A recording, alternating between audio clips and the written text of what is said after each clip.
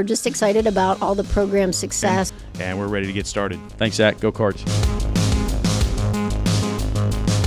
For Wesleyan University Athletics, I'm Zach Ziegler. It's time for another edition of the Chris Richardson Show, currently joined by Wesleyan University head men's basketball coach Chris Richardson. And Chris, a big win for you guys on Saturday over West Virginia Wesleyan. Get that first conference win under your belt. Talk about the game and what you saw. Yeah, love the way we came out. Starting Friday in practice, thought we gave them Thursday off after a late night back.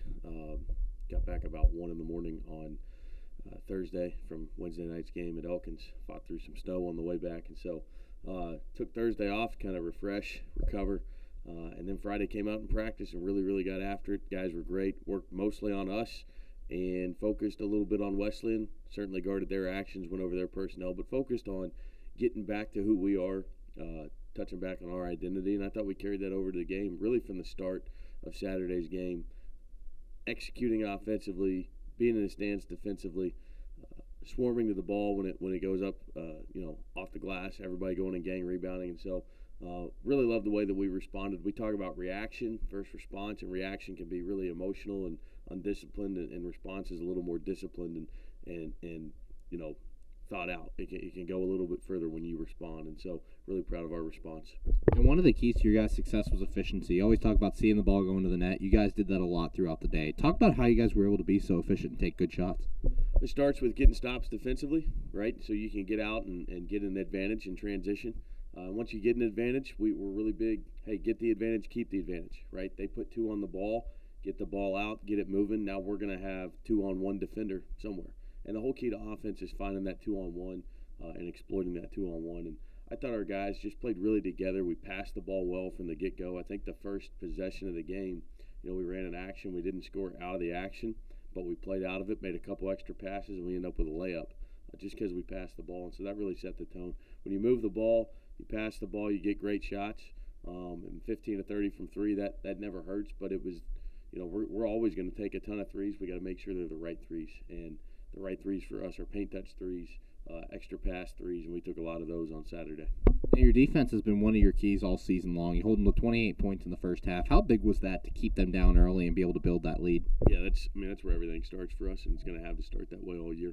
Our offense is getting better, but our defense is going to continue to carry us, And what we've said, and we've talked about it before here, Zach, is when you defend and you rebound, you will have a chance to win every night. If you defend and you rebound, you'll have a chance to win every night. You defend, you rebound, and you make shots, now you're really, really hard to beat. And so I really thought that the second half at D&E on Wednesday night, we kind of lost our way. We stopped setting the rules. We let D&E set the rules of the game and how they wanted to play, and credit them for executing it so well. But we know who we are as a basketball team.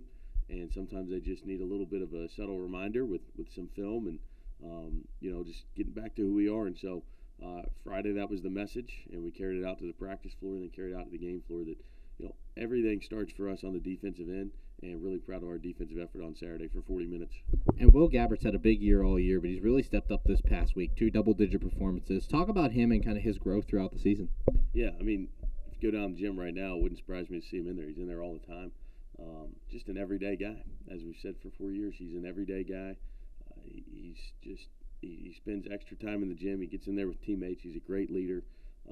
He not only understands and appreciates and lives out our standards, but he holds everybody else to him as well. And so really happy that he's off to such a good start. He's shooting the ball really well, and he's taking really good shots. The other thing about Will, he's really bought in on the offensive glass no matter what. He got a concussion earlier in the year with in a scrimmage from offensive rebound, and he's got a black eye from one of our games a couple weeks ago from when he went in there.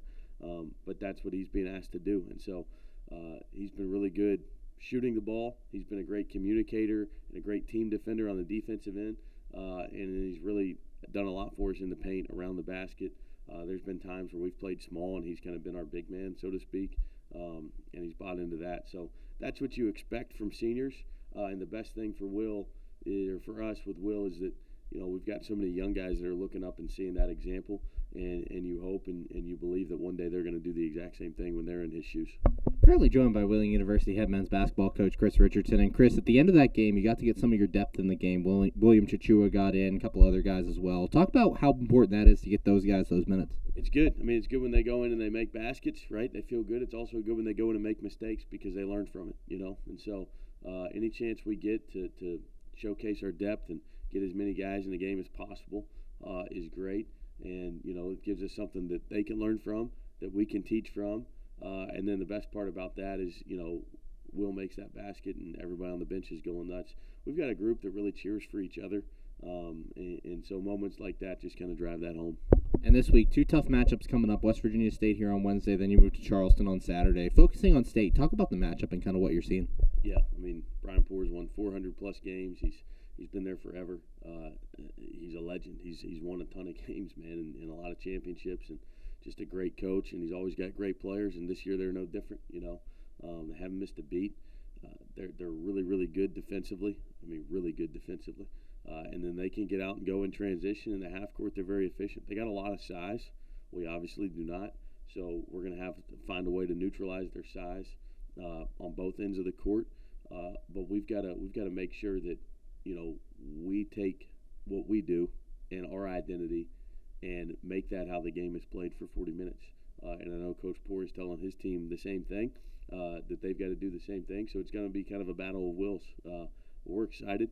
You know, anytime you got a Mountain East game at home, you're excited. And I know our guys, after practice last night, they were locked in, you know, talking about keys to the game and all that. And I know they'll come out today and be the same way and be ready to go. And as you guys head into this final week of conference play before the Christmas break, talk about some of the goals before break and kind of getting ready to go for the second half. Yeah, continue to get better. Sometimes it's harder to handle success than failure, and so that's been kind of a message. Like, you know, there's a great quote from the book Winning by Tim Grover, Michael Jordan's longtime trainer, and Dwayne Wade and Kobe Bryant about, you know, I'm going to paraphrase, but, you know, winning is available right there in the moment when you do everything that it takes to win, and then the moment that it's over, it goes away and you got to do it all over again. And so that's something that we have to continue to learn how to do. You know, we've closed out some close games. We've had some comebacks. That's all good. Now we have to learn how to string together multiple sustained efforts.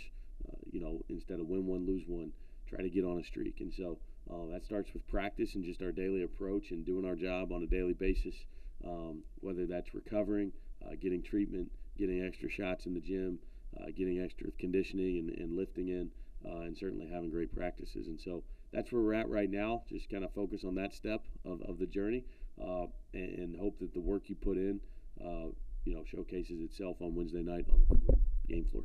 Thanks, Chris. Good luck this week. Can't wait to see you out there. Thanks, Zach. Go Cards. For Wheeling University Athletics, I'm Zach Ziegler. We're just excited about all the program success. And we're ready to get started. Thanks, Zach. Go Cards.